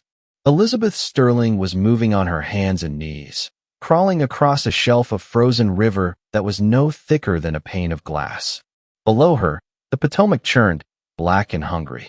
Above her, on the ridge line, she could see the beams of flashlights cutting through the trees, searching, probing. She was numb. The cold had moved past pain and settled into a strange, heavy anesthesia. Her hands were raw and bleeding, leaving small red smears on the white ice. She knew she was dying. The logic of it was simple. The hypothermia was setting in. Her core temperature was dropping. Soon, her muscles would stop responding, and she would simply lie down and let the river take her. But then, a sound shattered the hypnotic trance of the cold. Thwip! A small geyser of ice exploded inches from her right hand. Elizabeth froze. She knew that sound. It was the sound of a suppressed round hitting a hard surface. They had found her. Thwip! Thwip! 2 more shots struck the ice, walking toward her. They were firing blind from the ridge, spraying the riverbank in a suppressive grit. They were not trying to aim. They were trying to fill the air with enough lead that probability would do the rest. Elizabeth scrambled forward, abandoning caution. She slid on her stomach, the ice groaning beneath her. She needed cover. Ahead, a large fallen oak tree jutted out over the river, its branches encased in ice, forming a grotesque, frozen canopy. She dragged herself toward it, the bullets hissing into the snow around her like angry hornets. She reached the sanctuary of the tree and huddled beneath the trunk, pressing her back against the rough bark. She was safe from the direct line of fire for the moment, but she was trapped. The ice ahead of her had broken away, leaving only open, churning water. The ice behind her was a kill zone. She curled into a ball, shaking violently. She thought of the scalpel in her pocket. It was useless against rifles. She thought of Marcus. She prayed he was safe. She prayed he was warm. David, she whispered into the darkness, her voice a plume of steam. You win. She closed her eyes, waiting for the inevitable. The firing stopped. The silence that followed was heavy with intent. They were moving down. They were coming to finish it. Then, above the roar of the wind and the water, she heard a new sound. It was the roar of an engine. High-pitched, straining, pushing a vehicle to its breaking point. It was coming from the road that crossed the river, the old steel bridge that loomed in the darkness 100 yards downstream. Elizabeth opened her eyes. She saw headlights cutting through the storm, bouncing wildly as a car careened onto the bridge. The car slammed to a halt in the middle of the span. A figure jumped out. Elizabeth. The scream tore through the night. It was Marcus.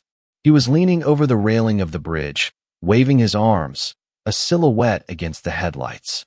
Elizabeth, the water. You have to go into the water. She stared at him. The water was death.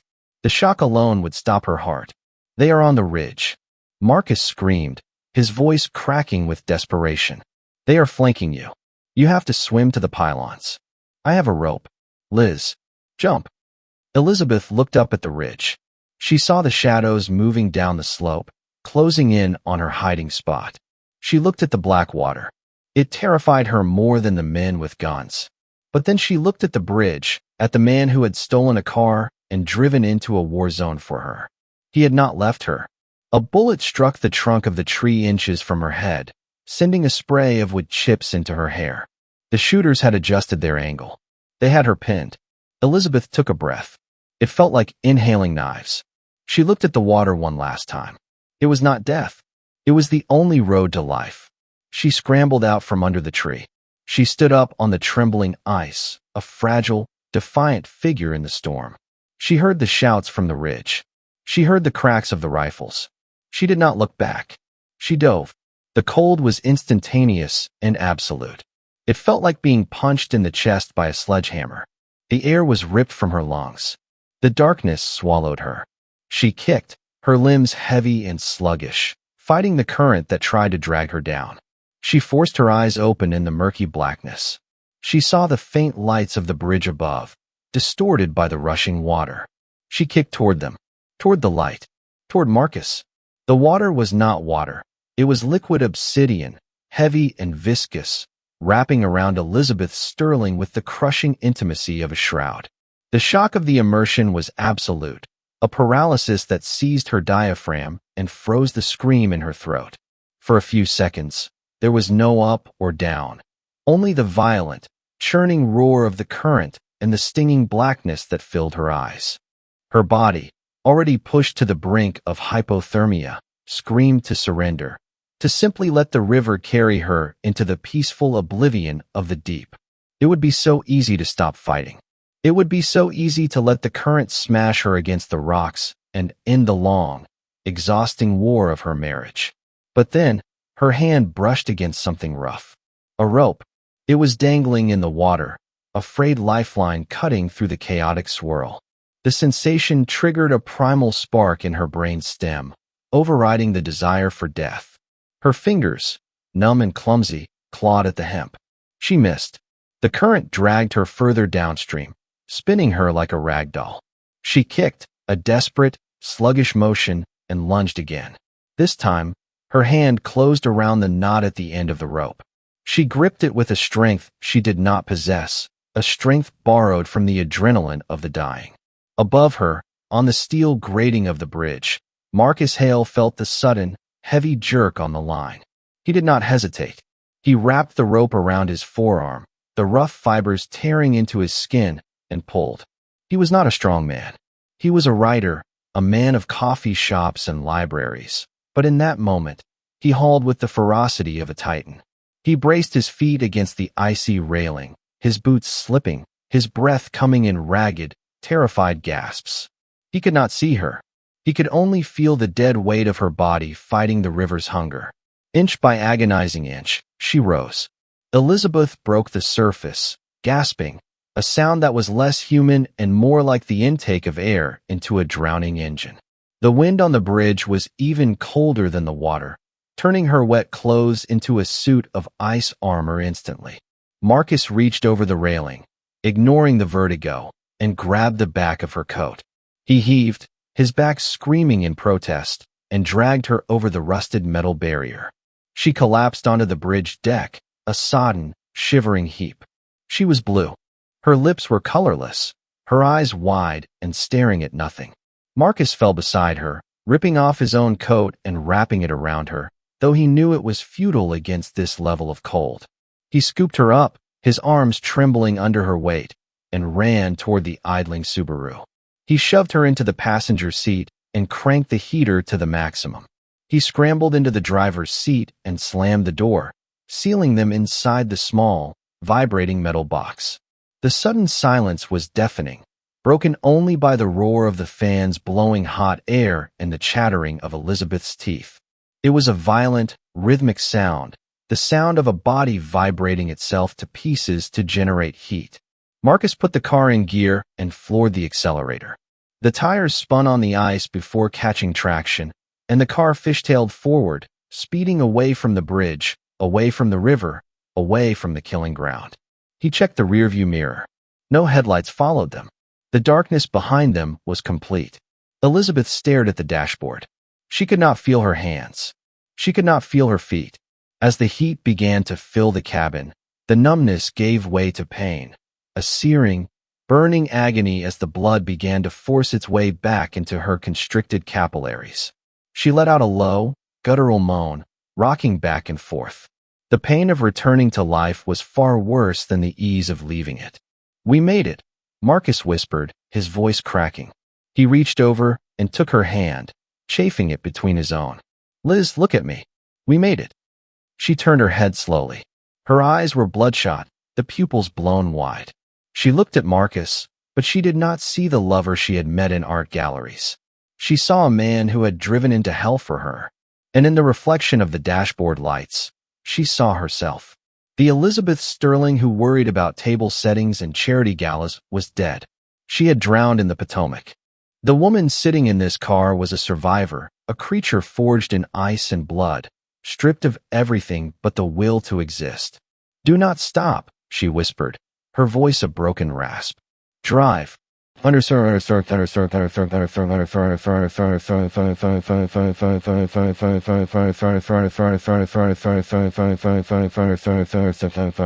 Underscore 300 miles away, the silence in the private clinic was of a different quality. It was the silence of a tomb. Arthur Sterling stood by the window, staring at his reflection in the darkened glass. He held a phone to his ear, listening to the crackling report from the tactical team leader. David lay in the hospital bed, his eyes fixed on his father's back. The morphine had worn off enough to leave a dull, throbbing ache in his leg, but the anxiety in his chest was sharp and lucid. He watched the subtle tension in Arthur's shoulders. He waited for the verdict. "Visual confirmation?" Arthur asked into the phone. There was a pause. David held his breath. "Understood," Arthur said. "And the body?" Another pause. "Very well. The current is strong there. It is to be expected.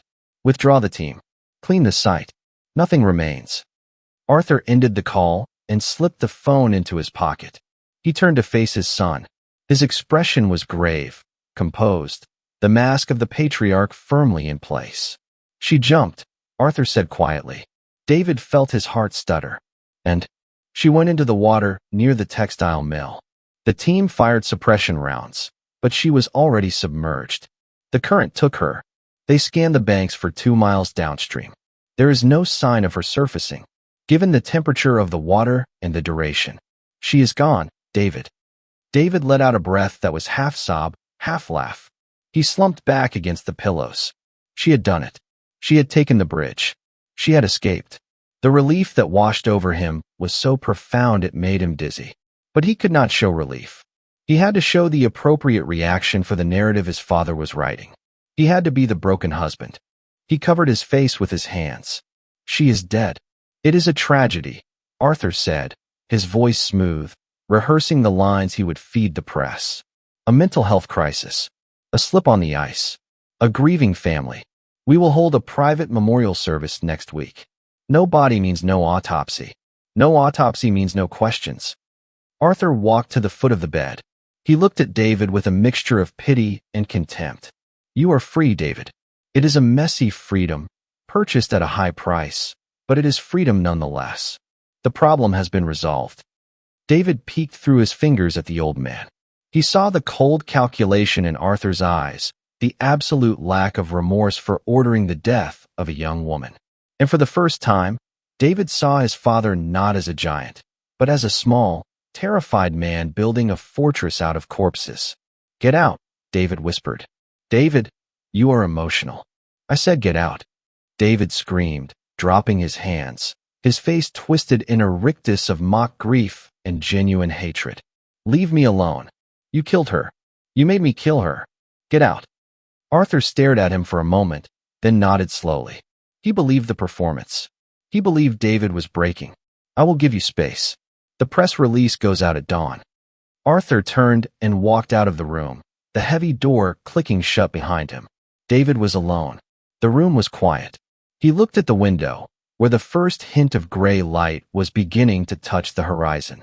He imagined Elizabeth and Marcus driving somewhere on a lonely highway, shivering, traumatized, but alive.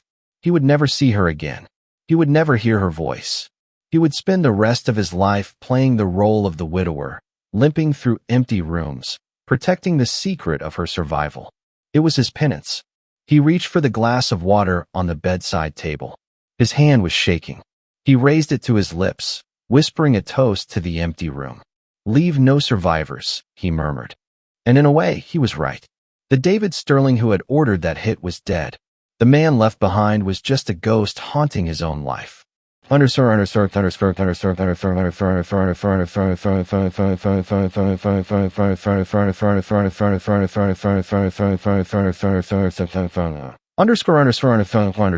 Subaru, the sun began to rise over the Maryland state line, painting the snow-covered fields in shades of bruised purple and pink.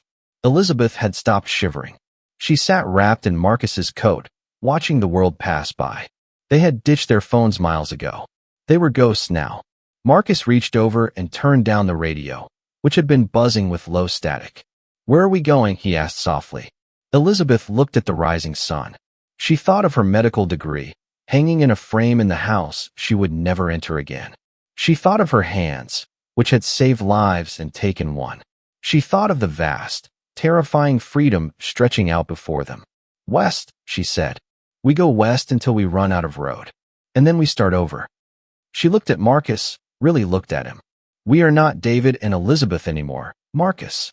We are not the writer and the surgeon. We are just us." "Is that enough?" he asked, fear still lingering in his eyes.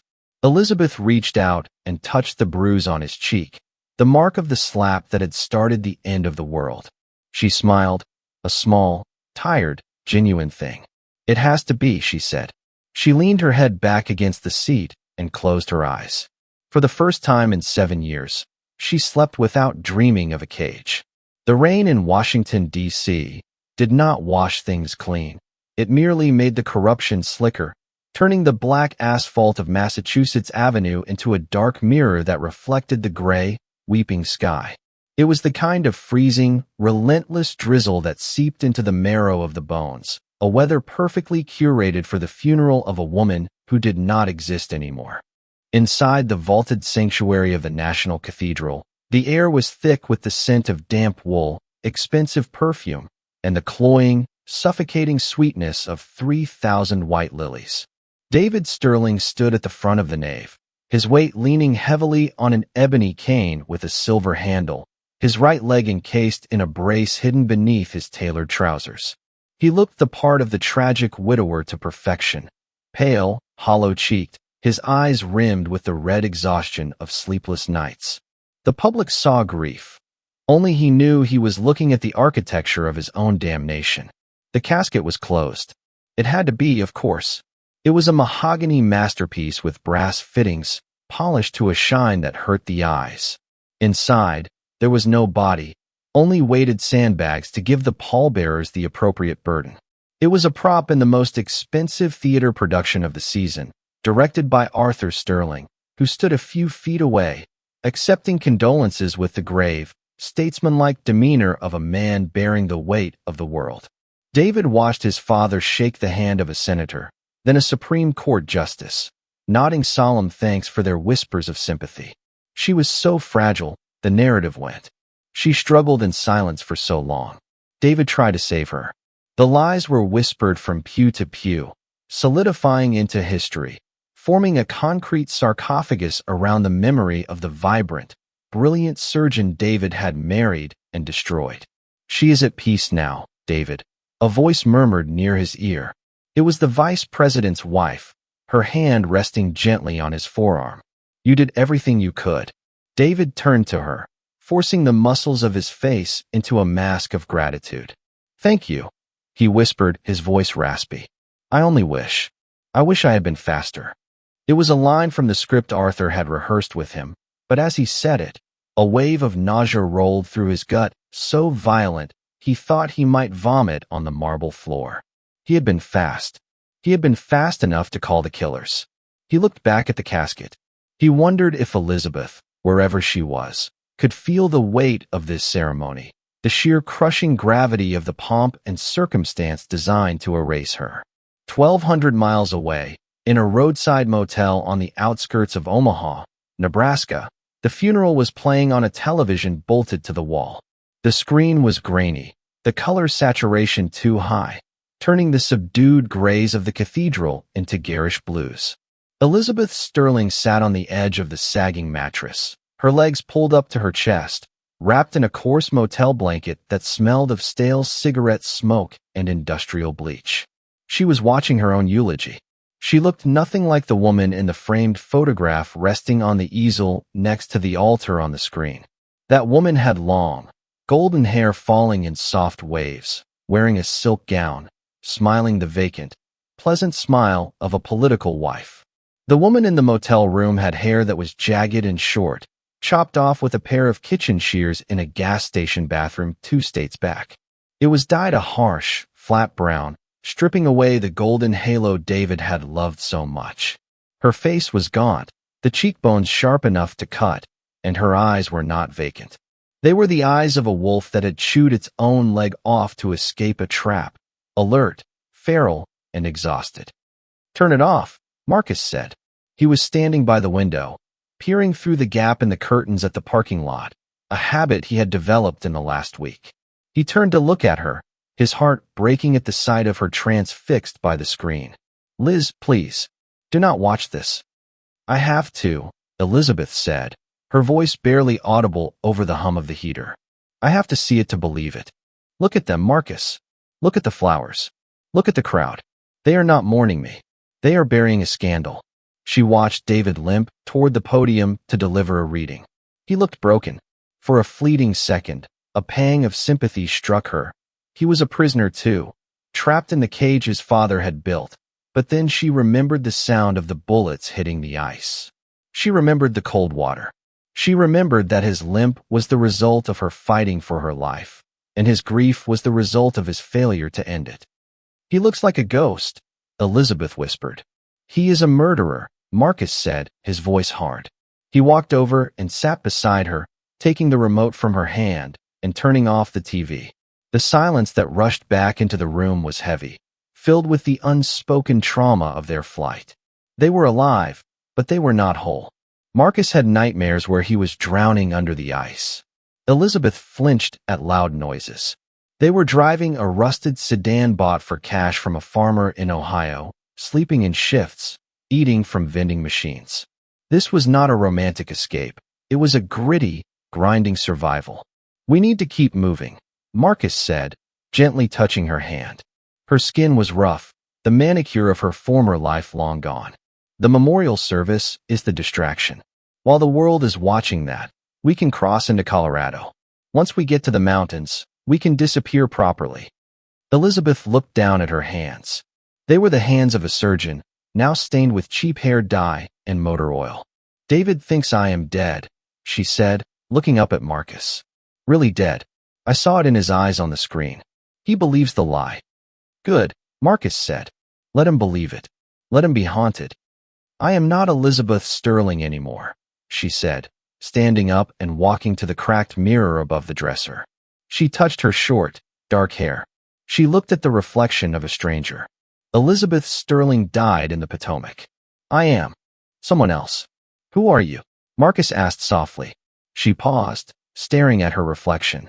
She saw the fear, yes, but beneath it, she saw the steel that had allowed her to sever a man's artery to save her lover.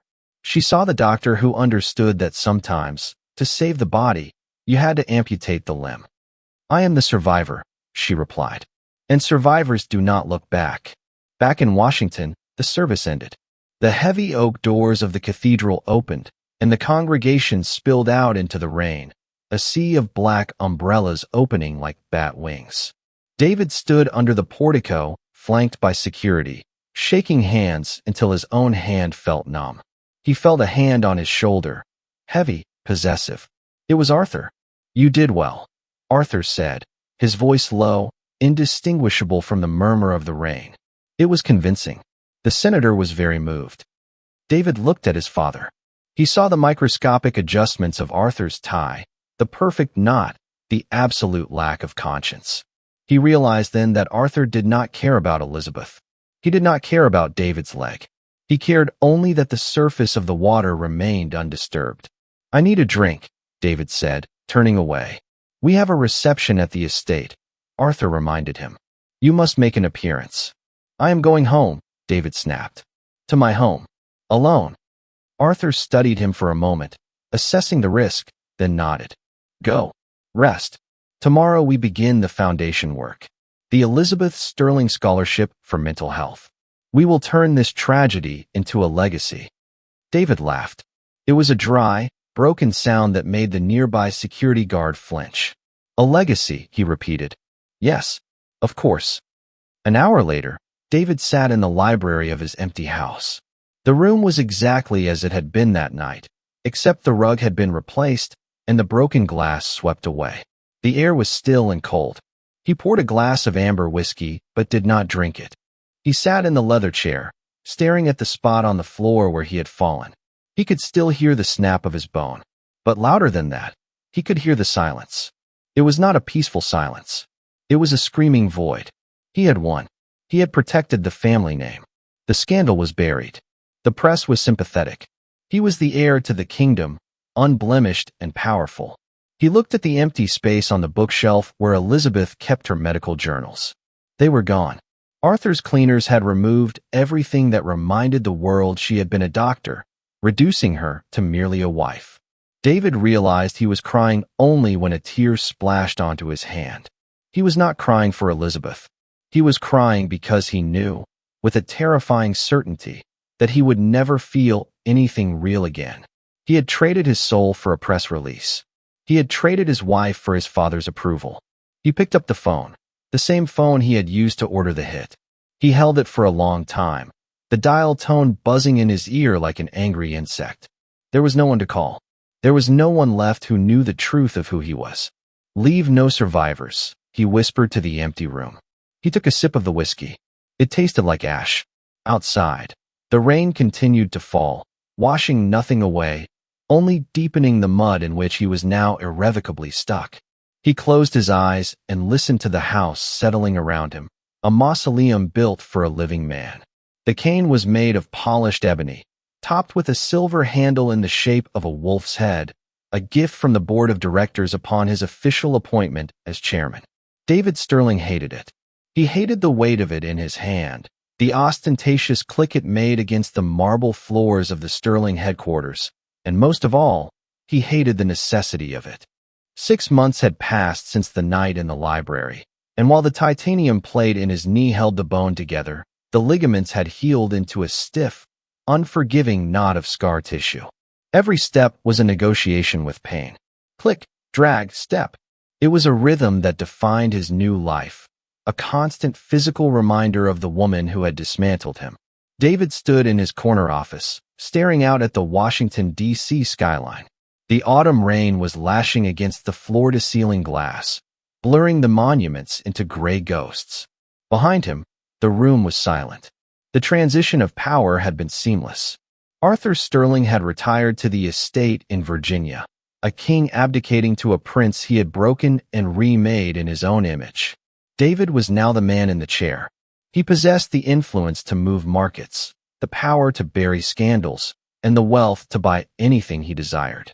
Yet, as he looked at his reflection in the darkened glass, he saw a stranger. The David Sterling who had once laughed, who had believed in romance, who had thought himself a good man, was gone. In his place stood a cold, limping figure in a bespoke suit, ruling over an empire of dust. His assistant buzzed the intercom, her voice trembling slightly. Everyone trembled around him now. He had cultivated fear as efficiently as he had once cultivated donors. "Mr. Sterling," she said, "the car is ready for the gala. The Elizabeth Sterling Mental Health Foundation launch."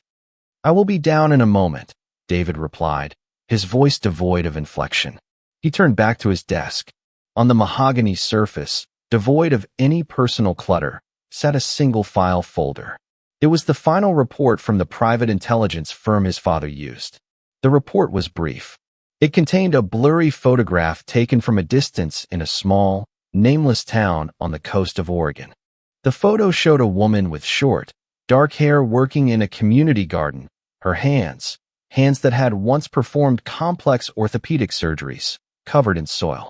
She was smiling at a man who was sitting on a nearby bench, writing in a notebook. David stared at the photo. Elizabeth was alive.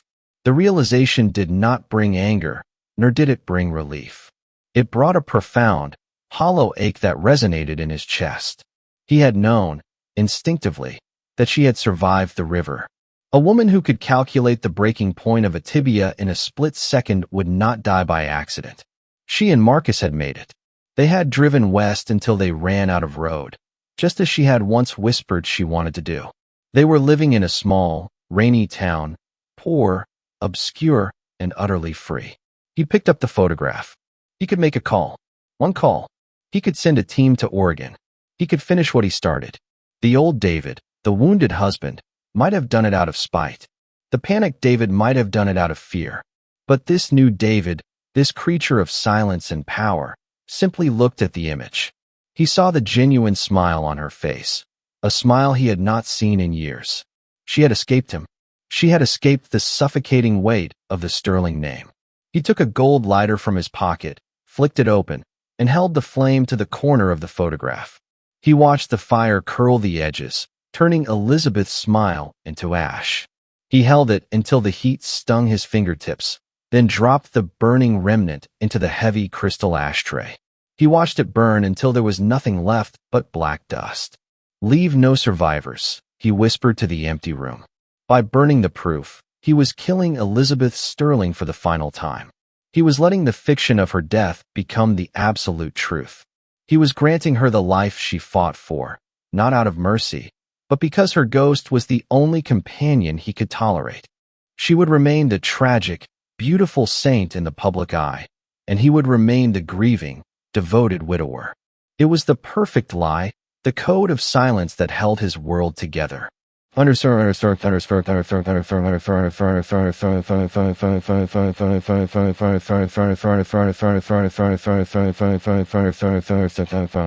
Underscore 3,000 miles away, the rain in Oregon smelled different. It smelled of pine needles, wet earth, and the salt of the Pacific Ocean. Elizabeth, who now went by the name Sarah, stood on the porch of a small, weathered A-frame cabin, wiping her hands on a rag. Her fingernails were short and chipped, her skin roughened by the wind, but her grip was steady. There was no tremor. The nightmares still came, occasionally, leaving her gasping in the dark, clutching the sheets, but they were becoming fewer and farther between. The screen door creaked open, and Marcus stepped out, holding 2 mugs of steaming coffee. He had grown a beard, which hid the faint scar on his cheekbone, and his eyes had lost the frantic, hunted look of the writer chasing a story. Now, he looked like a man who was living one. He handed her a mug and stood beside her, leaning against the railing, watching the mist roll in off the ocean. "The generator is acting up again," Elizabeth said, blowing on her coffee. "I think the intake valve is clogged. I will strip it down this afternoon." Marcus smiled, shaking his head. "Is there anything you cannot fix?"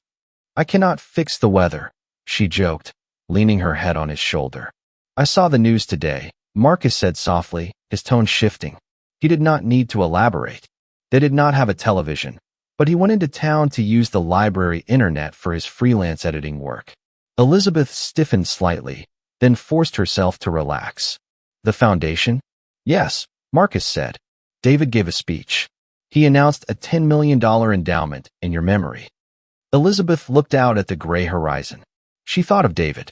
She imagined him standing at a podium, the camera flashes reflecting off his polished suit, his face a mask of solemnity. She wondered if his legs still hurt when it rained. She wondered if he was lonely in that cavernous house. She realized, with a sudden clarity, that she did not hate him anymore. Hate was a tether, a connection that kept you bound to the object of your loathing.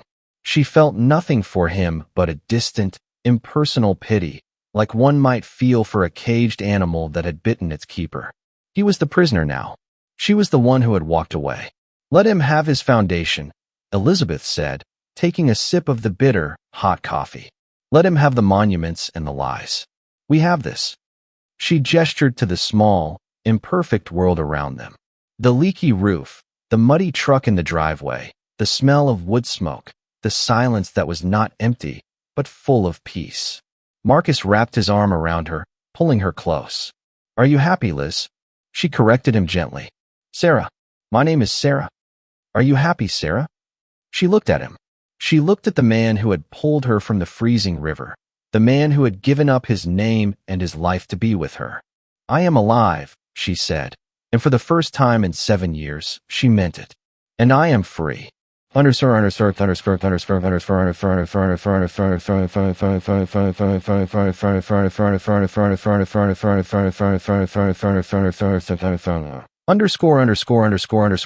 Back in Washington, the gala was ending. The guests were departing, a parade of black limousines disappearing into the rainy night. David Sterling sat in the back of his car, the partition raised, isolating him from the driver. He looked out the window as the city blurred past, a streak of neon and shadows. He adjusted his leg, wincing as the damp cold seeped into the bone. He reached into his pocket and pulled out his phone. He scrolled through his contacts, past the senators, past the bankers, past the fixers. He stopped at a number that no longer existed. Elizabeth. He had never deleted the contact.